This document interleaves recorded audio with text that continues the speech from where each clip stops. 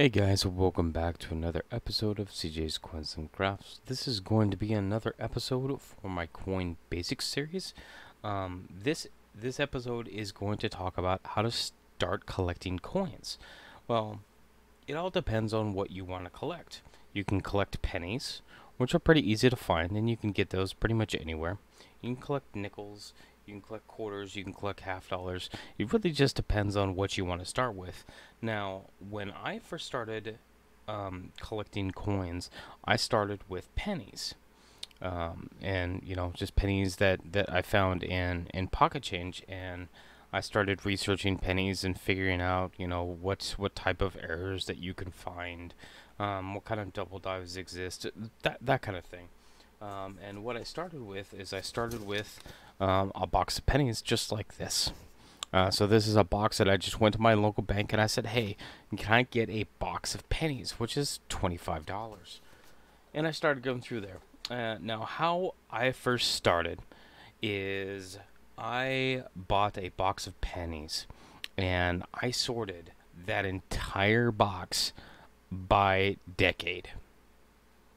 And I had boxes up at the front of my desk, and I had everything in the 2000s, everything in the 90s, everything in the 80s, everything in the 70s, and all the way down. So I had like a stack of boxes up here, and then after I got done sorting the entire box, and then I would go through each one of the decades and stack them up in the years, and then go through every single year and compare it to something like Wexler's or copper coins or any of those sites that you can use for varieties. And I went year by year.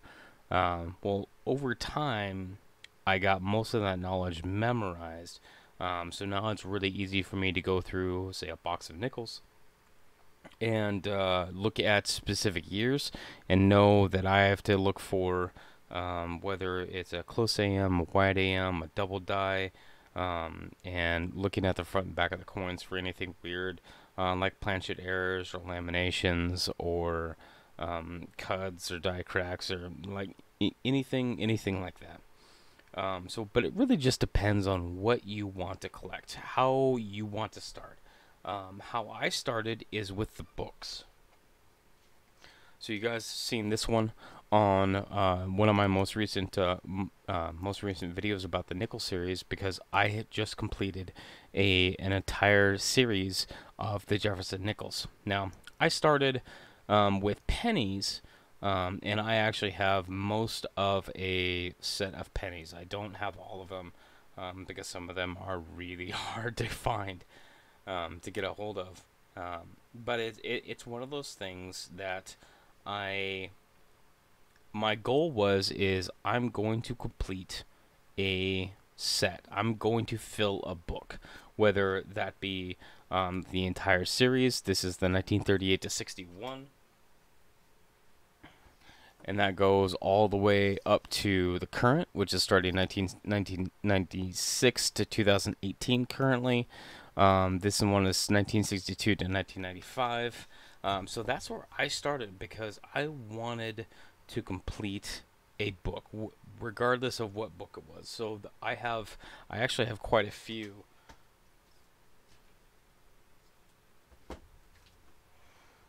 of these books that I went back and said, okay, I'm gonna put together a bunch of these.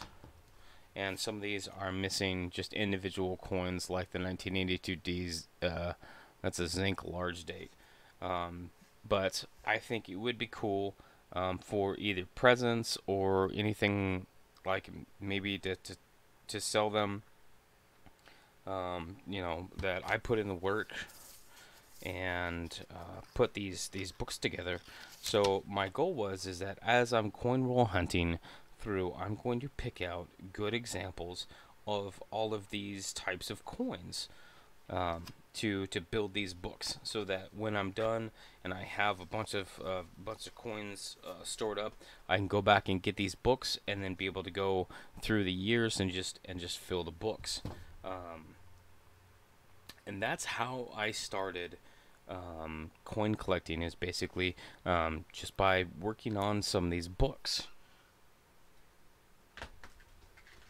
So one of the examples is, let me grab this one right here. So I picked one of these up right here. I picked one of these up.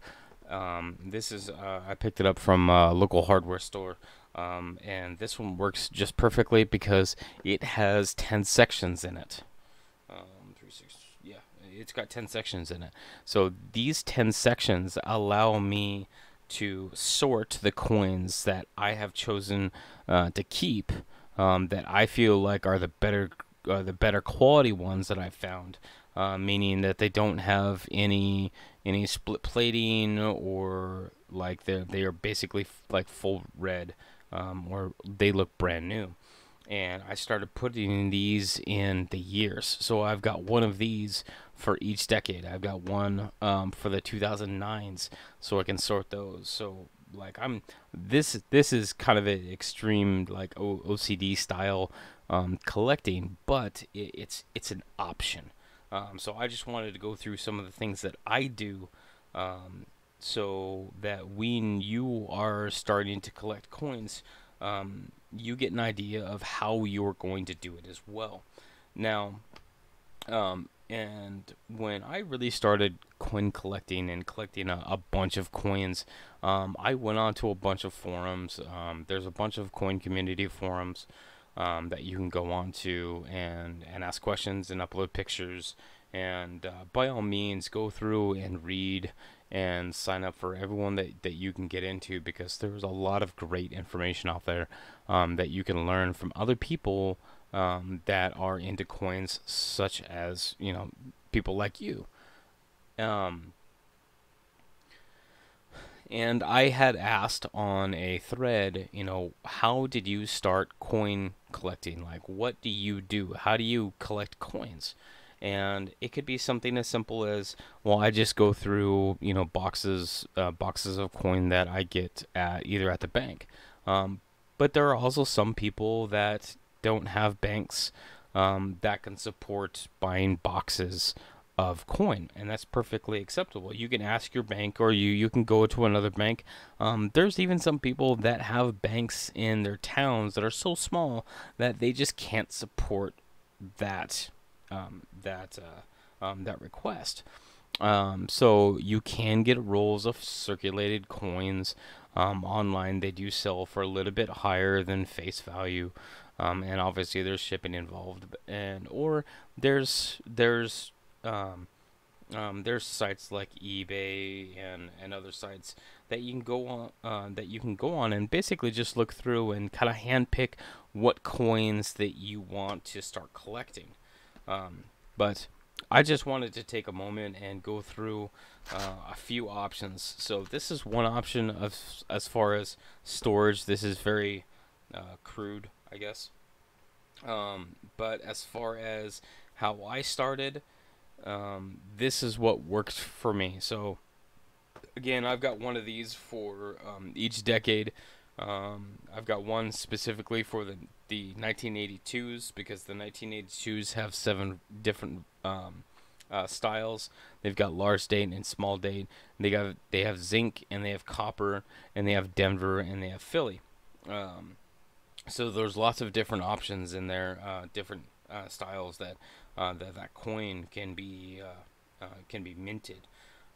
So I also have one for the 2009s. So the 2009s, there's 4 different reverses, and you have 4 different reverses for both Philadelphia and Denver. So you have 8 separate coins that you could have in order to fill one of the books. So I just started collecting those, and I have one of these.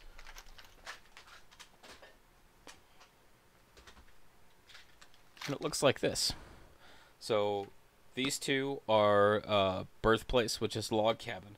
These two are the formative years. I was originally going to split them up in Philadelphia and Denver, but I ended up not doing that because I'm on the West Coast, so I get a lot more Denver than I do Philadelphia, so they would flow over anyway. These two are with this one, so I actually have 3 of the what's called the Professional Life, and then these two right here are the Presidency, which is the last of the series. So this one over here is, looks like I got some more formative years in here. Yeah, I got some more formative years, which looks like that one, which is Abe on the log. So most of these I've just briefly looked for varieties, both on and double dies, minor double dies. Obviously, there's a big one on the Philadelphia formative years. There's some smaller ones on the log cabins. I haven't seen any of significant note on the professional life or the presidency that I remember off the top of my head. But it's been a while since I looked at those, and there may be other ones that have been found. So the other thing that you can do is you can get yourself binders, and there are pages that have 2x2 inserts.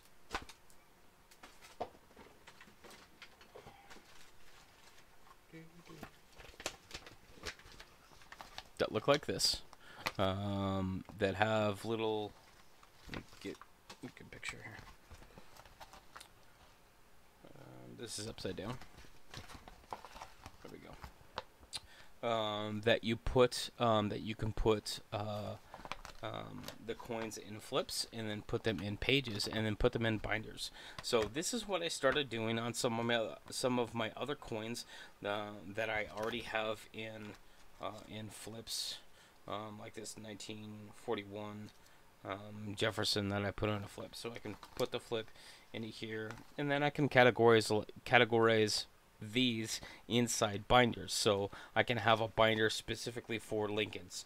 I can have a binder specifically for Jeffersons. I can have a binder specifically for dimes or half dollars, or however you want to do it. So there's a lot of different options on how you want to start collecting.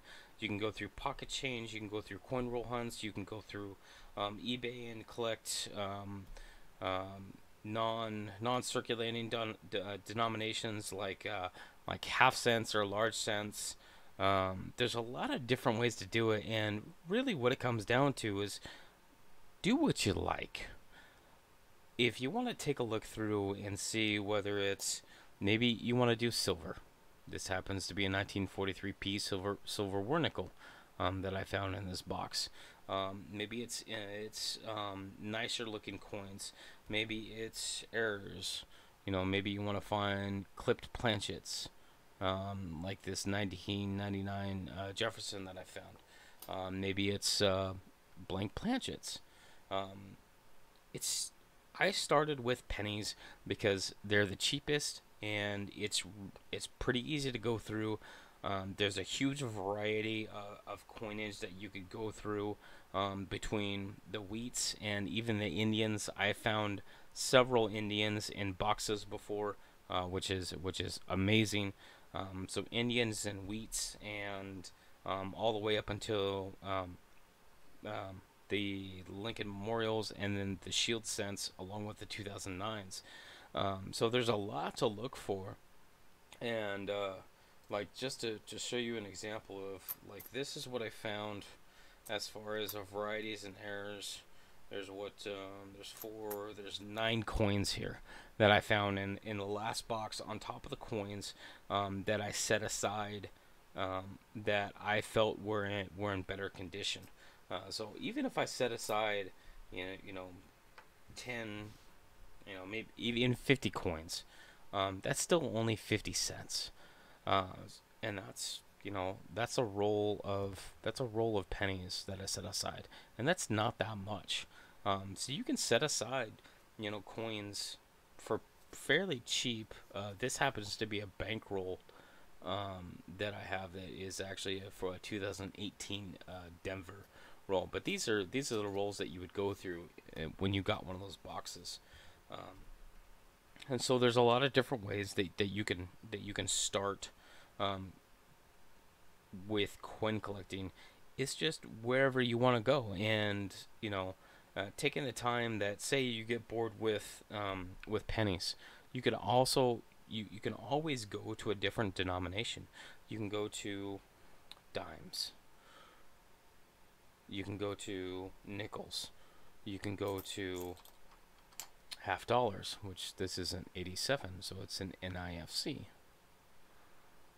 You know, there's you can even just go around and find. Um, do I have any right here? Eisenhowers. Like, you can still find Eisenhowers at banks, and just get Eisenhowers that you can still get. They'll be at the banks. They won't be in circulation, but I mean, you never know. There's lots of different things that you could do to start, and it's just find your path. Don't worry about what everybody else is doing. Don't worry about, well, it has to be, you know, I have to find something better than Joe or Jeff or whoever. Just do whatever you want to do. I look through coins, and the ones that I have out here, I always put on this side. I have any 2009s, because they're a lower mintage. Any silvers and any what I feel are high grade coins over here. And then I basically just have them stacked up in years. So in the 90s, 80s, 70s, 60s, 50s and 40s, and then 30s if I find any, because I'll find some of those too. And then after I get them stacked up as far as what I'm going to keep, I'm going to go through the 50s and 40s and see if there's anything that is special about them. If I do want to keep those, I will put them in the storage, because I have some of the bigger storage things that have like 12 or 15 slots, just like the smaller containers that I use for the pennies. And that's how I do it, and that's what works for me. You know, it may not always be that way, and it may change down the road where I go more into flips and into the binders, and that's okay. But you know, if you want to get started, just try something, and because the best part about specifically coin roll hunting is that if you can get a hold of that, and say you don't find anything in the entire box, it's $25, and you can just take it back to the bank. You can take it back to another bank. You could take it to Coinstar and get gift cards, or I mean, there's lots of things that you could do with the coins after you're done. Specifically in regards to coin roll hunting, generally you would not take the coins that you went through back to the same bank, because then there's a greater chance that you will be looking through the same coins. So I have two banks. I have one that I get coins from, and one that I only take coins back. So that the idea is that the circulation of coins that I go through will never be the same. So I can always find silver. I can always find 2009s. I can find foreign coins. Like, here's some of my foreign coins that I found recently. This is a 2009 Swiss, and this is an Ecuador. I don't know if those are going to focus, but they're really neat. Maybe focus. There we go. Ecuador and Swiss. So those are really neat. And you can even find proofs. This is a 1971 proof that I found in a coin roll. So there's lots of different things that you can find. It just, what do you want to look for? And it's okay to, you know, if you don't find anything, that's okay. You can always try another box. So don't be worried about it. I've had several boxes where, especially on the nickels, where I was completely skunked. I didn't find a single thing that I wanted to keep. Well, guess what? I took that box and I took it back to the bank, the one that I drop off coins at. I got my $100 back, and then I went back to my bank and I got another box of nickels. And that next box of nickels that I went through, I ended up finding a silver and a V nickel, which is awesome. So I just wanted to go through a little bit of what I got. I know this is a longer video. I apologize for that because I'm rambling. But if you guys have questions about beginning coin collection, collecting, or storage, or anything like that, or how how I started mine, or how I organized mine, I am more than happy to answer those questions. Go ahead and either send me an email or put it in the comment section below. I'm more than happy to give you some tips and some pointers that have worked for me. It's not going to work. Doesn't always have to work for everybody. And you just have to try. So thank you for sticking around this long. This is about 20-minute video. I appreciate you guys taking the time to watch it. Please hit that like button, hit subscribe if you're not already subscribed, and make sure and hit that bell right down there, so that you guys are notified, hopefully, when I upload new videos. So I thank you guys for watching, and I'll see you guys next time.